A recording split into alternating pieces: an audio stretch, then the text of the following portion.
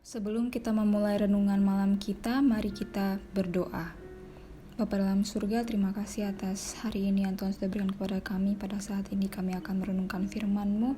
Tuhan tolong berikanlah roh-Mu untuk hadir dalam hati dan pikiran kami, sehingga kami dapat mengerti firman ini dan terlebih lagi menghidupkannya dalam kehidupan kami. Terima kasih Bapa, inilah doa dan permohonan kami. Kami mau serahkan doa ini dalam nama Tuhan Yesus Kristus. Kami berdoa dan mengucap syukur. Amin. Prinsip pemerintahannya. Jadi, hukum Taurat adalah kudus dan perintah itu juga adalah kudus, adil, dan baik. Roma 7 ayat 12. Sesuai dengan sifatnya, hukum Allah itu tidak dapat diubah. Itulah pernyataan kehendak dan karakter penciptanya. Allah adalah kasih dan hukumnya adalah kasih. Dua prinsip besarnya adalah kasih kepada Allah dan kasih kepada manusia. Karakter Allah adalah keadilan dan kebenaran. Demikianlah halnya sifat hukumnya. Pada mulanya, manusia diciptakan menurut gambar Allah. Dia berada dalam keselarasan yang sempurna dengan sifat dan hukum Allah. Prinsip-prinsip kebenaran tertulis di dalam hatinya.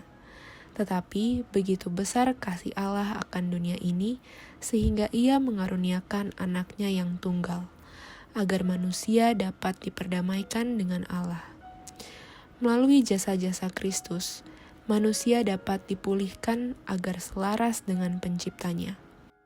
Hatinya harus diperbaharui oleh kasih karunia ilahi. Dia harus memiliki kehidupan baru dari atas. Perubahan ini adalah kelahiran baru.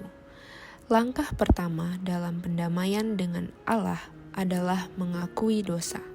Karena justru oleh hukum Taurat orang mengenal dosa. Roma 3 ayat 20. Agar melihat kesalahannya, orang berdosa harus menguji karakternya dengan standar kebenaran Allah yang agung. Itulah cermin yang menunjukkan kesempurnaan karakter yang benar dan memungkinkan dia untuk melihat kekurangannya sendiri. Hukum menyatakan bahwa kematian adalah bagian dari pelanggar. Injil Kristus saja yang dapat membebaskan dia dari hukuman atau pencemaran dosa. Ia harus melakukan pertobatan kepada Allah yang hukumnya telah dilanggar dan memiliki iman dalam Kristus yang menjadi korban pendamaiannya. Dalam kelahiran baru, hati diserasikan dengan Allah, sebagaimana hati diserasikan dengan hukumnya. Ketika perubahan besar ini terjadi dalam diri orang berdosa, dia telah berpindah dari kematian ke kehidupan, dari dosa ke kekudusan, dari pelanggaran dan pemberontakan ke ketaatan dan kesetiaan. Para pengikut Kristus harus menjadi seperti Dia oleh kasih karunia Allah untuk membentuk karakter yang selaras dengan prinsip-prinsip hukum kudusnya. Ini adalah penyucian Alkitab. Demikianlah renungan malam kita pada hari ini. Terima kasih, Tuhan Yesus memberkati. Mari kita berdoa. Bapa dalam surga, terima kasih atas renungan yang Tuhan masih berikan.